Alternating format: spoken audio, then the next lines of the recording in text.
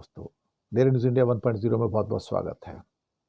America में भारतीय मूल के लोगों को लेकर जो हेट्रेड, जो नफरत है, और तेज हो गई है।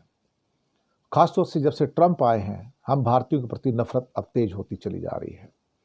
अमेरिकी पत्रकार और एक राइट विंग एक्टिविस्ट है, जैसे इंडिया में राइट विंग के बजरंग दल वगैरह, आरएसएस, बीजेपी है ना, वहाँ भी राइट विंग है।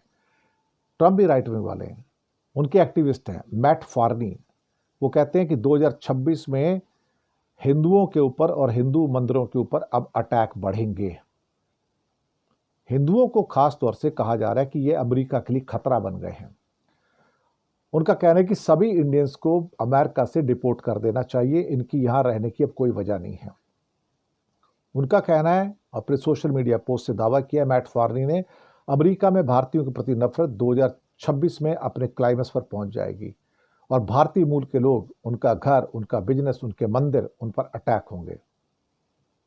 अब वो कहते हैं कि अगर अमेरिका में सौहार्द बनाए रखना है तो सभी भारतीयों को डिपोर्ट करके वापस भेजो, इनकी कोई ज़रूरत नहीं है हिंदुस्तान में। अब ये अटैक कौन करेगा इनके ऊपर?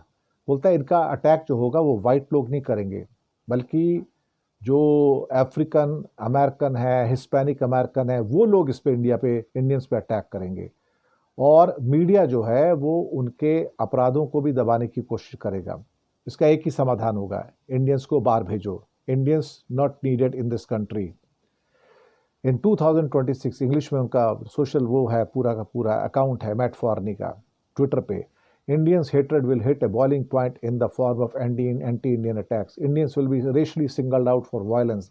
Indian-owned businesses will be vandalized. Hindu temples will be hit with the bombings and the mass shooting. The perpetrators, जो मैंने आपको बताया, जो ब्लैक होंगे, लैटिनोज होंगे, वो होंगे, not white, which will lead the media to cover up hate crimes they would otherwise eagerly blame on the MAGA and Trump. और एंटी-एशियन हेट क्राइम्स जो हैं वो बढ़ेंगे इसके बाद में। मैट फार्नी एक कॉलमिनिस्ट भी हैं, लेखक हैं, पत्रकार हैं, और उनको पहले भी भारत के प्रति इस टाइप का जो रिपोर्टिंग है वो होती रहती है। अब मुसीबत ये है कि CNN की नवंबर में एक रिपोर्ट आती है इसी संदर्भ में। CNN बड़ा न्यूज़पेपर भी है, मतलब सोशल मीडिया का channel, TV channel, news channel है। CNN कहते हैं कि CNN की रिपोर्ट है, Center for the Study of Organized Hate, Center for the Study of Organized Hate के जो रिसर्चर्स हैं उनका कहना है कि पिछले एक साल में ट्विटर के ऊपर और सोशल मीडिया पे भारत के विरोध की और भारत के प्रति नफरत की और भारतीयों के प्रति नफरत की जो मेल्स हैं, टिप्पणियां हैं, बढ़ गई हैं। अक्टूबर महीने में 2700 पोस्ट ऐसी आई ट्विटर के ऊपर अमेरिका में, जो अमेरिका के अंदर जो इंडियंस हैं उनके खिलाफ घृणा से भरी हुई थी कि इनको यहाँ से बाहर निकालो, Indians get out from here. हम तो पहले से कह रहे हैं कि हम हिंदुस्तानी जो हम यहाँ पर कर रहे हैं बेसिकली माइनॉरिटीज़ के साथ, वही हमारे साथ वहाँ पर वो लोग करेंगे। ये उनका कंट्री है, हमारा कंट्री तो है नहीं है।